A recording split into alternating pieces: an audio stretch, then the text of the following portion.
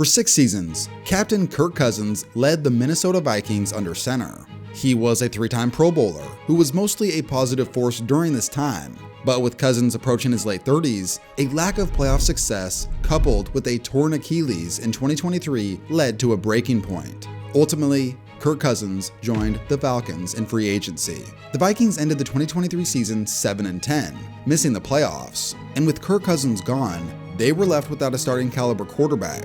Going into the 2024 season, they made 2 choices to deal with this situation. They signed Niners backup Sam Darnold to a 1-year deal, and then they made the more newsworthy move, later drafting Michigan quarterback J.J. McCarthy 10th overall in the 2024 NFL Draft. But unfortunately, J.J. McCarthy suffered a season-ending injury in the preseason, a devastating turn of events, making it seem like the season was over before it started. Based on preseason odds, the Vikings were seen as an afterthought, a 6-7 win team. They had no choice but to turn to Sam Darnold, who to that point was largely thought of as a bust. Over the course of his first 6 seasons, Darnold struggled, bounced around teams, and ultimately found himself serving as a backup quarterback by last season. For 2024, to expect anything different than what we had seen was lunacy. But then, something unexpected took place. 2nd and 9 for the Vikings from their own 3. Darnold under center. Back to pass. Bosa picked up. Deep shot. Jefferson. Yes! Caught at the 50. He's trying to outrun the Niners to the 5. Touchdown! In week 2, the Vikings hosted the Niners in a game where most picked the Niners to win. But instead, the Vikings smacked them around, and Darnold was impressive. Many saw this as an early season fluke. Whatever it was a good moment for Darnold and the Vikings to stun the Niners. But it was probably short-lived success, right? 3rd and goal. Darnold out of the pocket. Darnold will throw. Touchdown! Darnold again with time. Into the end zone. Caught. Touchdown! After jumping out to a 4-0 start, with 3 of the wins coming against 2023 playoff teams, Darnold had been one of the most impressive players in the NFL, producing an eye-popping, league-leading 11 touchdowns to just 3 interceptions. It was hard to deny the clear improvement in his game, and over the course of this season, while he has struggled here and there, Darnold has continued to play at a Pro Bowl caliber level. I mean, just look at some of these throws. Through 12 games, he is on pace to finish top 10 in passing yards and quarterback rating, and top 5 in passing touchdowns, which is what leads me to the point of this video. What do the Vikings do following this season? They used a significant draft pick on J.J. McCarthy, who they really liked coming out of college, and he looked pretty good in the preseason before his injury.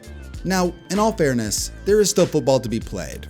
We got the end of the regular season, and of course the playoffs, and so much can change. These are the most exciting games of the year, and why not get tickets to a game before football season is over? Through today's video sponsor, SeatGeek. With over 28 million downloads, SeatGeek is the #1 rated ticketing app. There are more than 70,000 events every single day available on SeatGeek, which includes concerts, other sports, festivals, and more. Plus, it's so easy using the SeatGeek app. I went to a playoff game last season, and it was a total blast. They put all the tickets across the web in one place to make sure that you are getting a good deal. Every ticket is rated on a scale from 1 to 10, so look for the green dots. Green means good and red means bad. Every ticket is backed by their buyer guarantee, and I got you guys. Use my code KTO for $20 off tickets at SeatGeek. That's $20 off your first purchase with promo code KTO. Make sure to click the link in the description to download the app.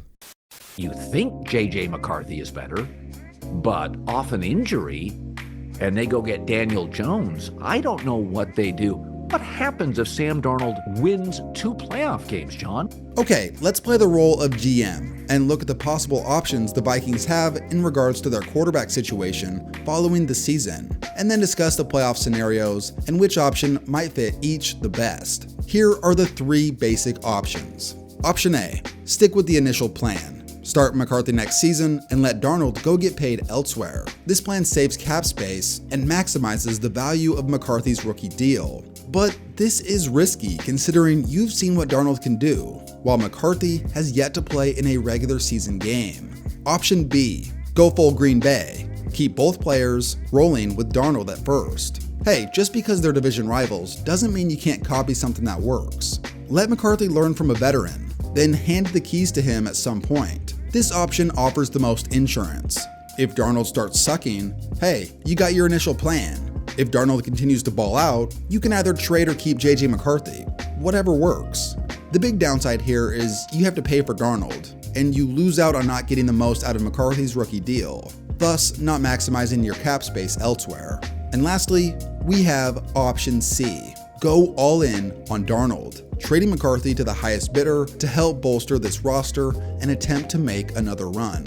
If you're a playoff caliber team with Darnold, why not just build around the proven talent? If I would have told the Minnesota ownership, the Minnesota front office, the Minnesota coaches, and every Minnesota Vikings fan that December 1st, Sam Darnold would have 23 touchdowns, you would be 10-2, they would not have believed you. This is an aggressive plan, but you may have struck gold here. Sometimes you gotta go all out to win it all. Now, because there is still football to be played, there are a few different scenarios to discuss, all of which are assuming the Vikings can make the playoffs, which is a near certainty at this point.